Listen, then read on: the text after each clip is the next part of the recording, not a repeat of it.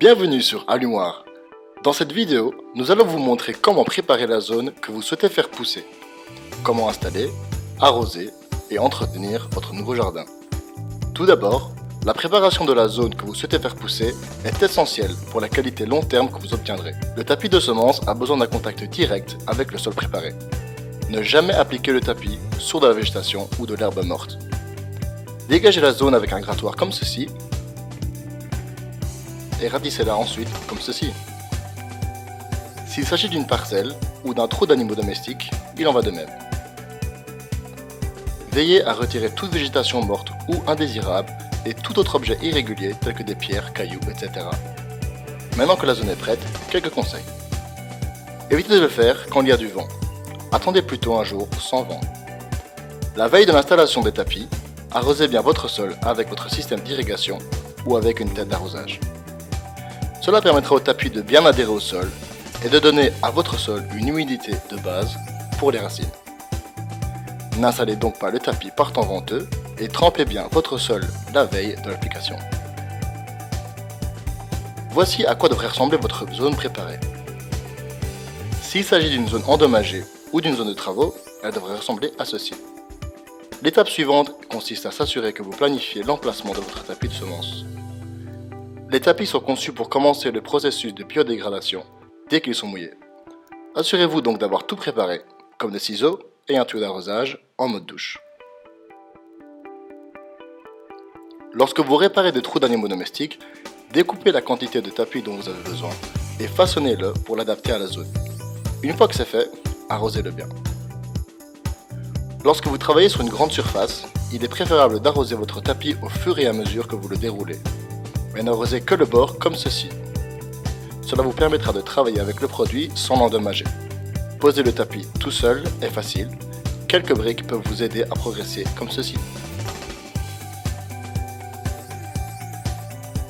Vous pouvez aussi demander à une deuxième personne pour être plus rapide.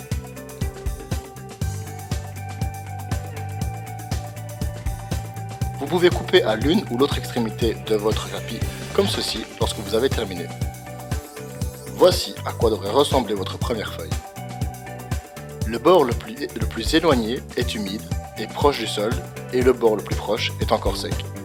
Alignez la feuille suivante de façon à ce qu'il n'y ait pas d'espace entre les feuilles. Ce n'est pas grave si elle se chevauche un peu comme ceci. Et maintenant, arrosez la moitié restante de la première feuille et la première moitié de la deuxième feuille. Travaillez à partir d'un point le plus éloigné et vous n'aurez jamais à marcher sur le tapis une fois qu'il aura été posé et arrosé. Continuez de la même manière jusqu'à ce que toute la zone soit couverte.